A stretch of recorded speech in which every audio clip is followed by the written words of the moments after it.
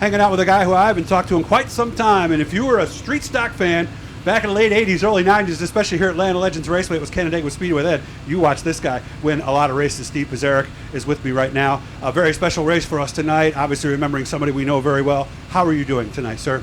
I'm doing better. Getting back healthy again after last year. We had some rough water for a while, some surgeries, and we're good to go now. Yeah, you look best I've seen you in quite some time. Yeah, I feel good. So we get better over the winter.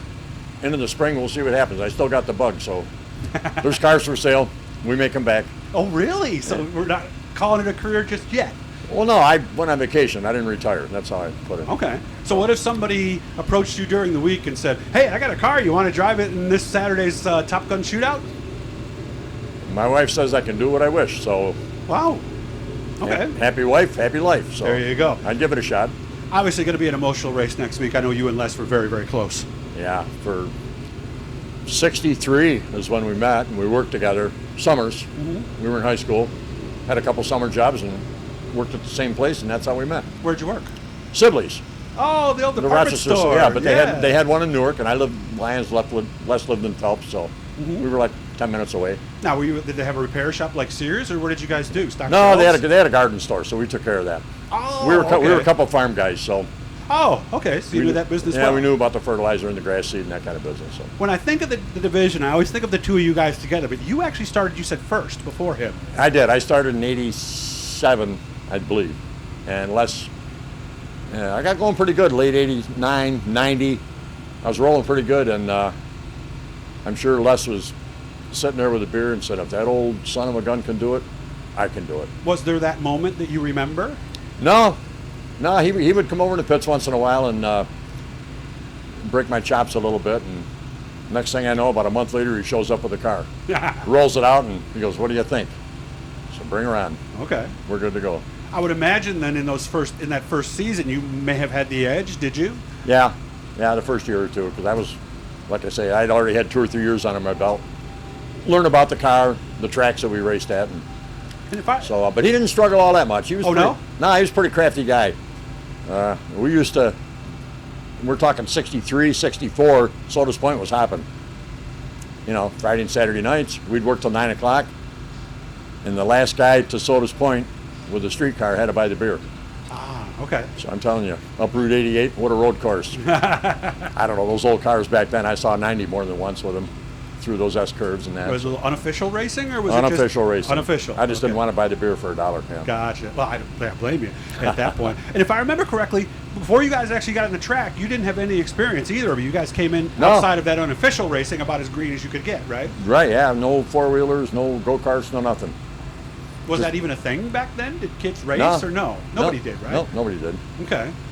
But so I don't know. I had a field car when I was a kid, 12 years old, 13 years old. That was the era. A lot of people did that, right? Yeah, well, I lived next door to Giuliano's Auto Parts. Okay. I'd finish with my work at 7 o'clock at night, and I'd go up there and work for him, take starters and generators out of cars, strip the wire, copper wire out of them, got a nickel apiece. But you could buy a lot with a nickel back then. So that's how you got your money to buy the other stuff that you needed. Yeah, but old-fashioned barter almost, huh? But he'd get a car in there that would run, so I would siphon some gas out of some of the other cars. Oh. He'd let me take it home. I'd just beat it up. When I quit, I'd take the tractor and pull it up there and bring home another one. A lot of fun for a 12-year-old, you know. I bet it was, and that's what taught you all the stuff you need. Because, I mean, people think about the ability to race, but especially back then, if you didn't know how to work on a car, you weren't racing. Yeah, no. Well, I knew the mechanical end of it, so. And then I always thought in my mind, I said, I think I can do this. Mm-hmm. But I had to find out. It was just one of those curiosities, you know, the itch that you got to itch. And if I couldn't, I couldn't. You know, I don't chase around a little white ball with a stick. I know my limitations. So if you throw around the car in the field, you figure you could throw it around on the racetrack. How long did it take you to get up to speed at the racetrack? Pretty much second week. Seriously? That quick, second, third, and fourth week I won. So that field car was a huge experience there, right? I think so. Yeah, but you got to have an aptitude for it also, I think, with like anything else. Yeah, but if you're driving field cars, big old field cars run as a 12-year-old, I would think that's the perfect training ground. I mean, Billy Pouch certainly didn't hurt. That's one who started that way too on a farm. Yeah. You know, with a field car. So, how long did it take Les to get up next to you, and what did he do the first time he beat you? Well, on the track we were enemies. Really? Yeah, I didn't care who it was. Okay. I'm there for one reason. You know, they only talk to one person at 9 o'clock at night. Everybody else goes home. Okay. That's why you work all week. So we had a few run-ins, perhaps, on the track? Yeah, one night I was leading, and I think we come down in the first turn. It was a special race, double points or something, probably 91 or 92. We'd been at it a couple years. And bang, I get turned around. That's who it was, huh? And I didn't even draw a yellow. I just kept going. I was never one of those guys that wanted to sit and catch the yellow. And I caught back up to the pack. I got back up to third or fourth, I think. And so after the race, I went over and we had a little discussion. There were some holes up in the corner there, but he blamed it on the hole. But I've been getting through it for laps and not a problem. Gotcha. So I told him, I just said, I hope you don't hit that hole in a week or two. You know.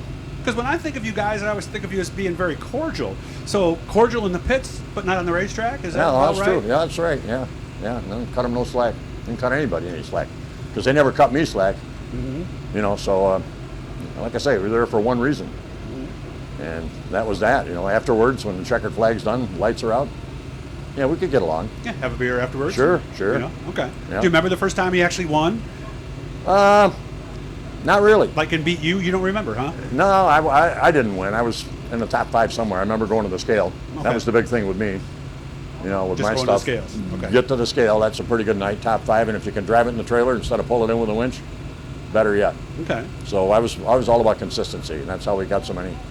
Well, who would talk Championship. to the other one more as far as, hey, I beat you? Was that you or was that him? Him. Him? I can see him doing that. Yeah, he had a little more energy in you. You give him a couple of sodas, and he'd get wound up pretty quick. And I'd go the other way. I got more laid back. Mm-hmm. Had too many sodas, I'd go to sleep. Put me Well, to you bed. mentioned you were always kind of in a hurry to get home to some degree, right? Yeah. See my wife before she went to bed, because if I stayed out till 1 o'clock in the morning, I'd come in, and I'd wake her up when I get in bed, and the next morning she'd say something. Couldn't you be a little more quiet? I was, dear. Yeah. So, you know, it goes back to the old, my wife's been great for this. You know, the old saying, happy wife, happy life. Yeah. Yeah. I I live by that, and we still do, so it's a good thing. When I describe him to people who never met him, who maybe just saw him on the racetrack and maybe saw him in Victory Lane, I always compare him to Jerry Reed. Yeah. And it's exactly the way he was. Wasn't it? Except he couldn't sing worth a shit. That's true. That's true. Yeah. He but tried. I mean, his mannerisms, his smile. He could have been his The cousin smile. or something. Oh, right? yeah, no question. Yeah. Yeah. Always- What a character. I mean, that's, be compared to him, could be worse, you know? Mm-hmm. He's Yeah. one of my favorite guys, you know, the Smoking Bandit series. Yeah. But he was more that guy. You were more laid back. Yeah. Mm-hmm. Yeah, sure was. So, but that's Any just particular memory jump out? No, not really. Not really. Okay. Other than the day that I heard that he passed away. Yeah. Like unfortunate accidents. I know, with all the stuff and all the race cars and all the stuff as a kid that we all did, to have that happen. I know, and you know, over the years, the older I get, I'm up there now. I'm in, you know, How old are you now? 74. 74. Okay. But gee, every month or two, you seem to hear some bad news about somebody. And I know. I'm just grateful for each day. I got up this morning; it was a good day. And you look great, like I said. So we'll care. see you here next week, one way or the other, right? Sure.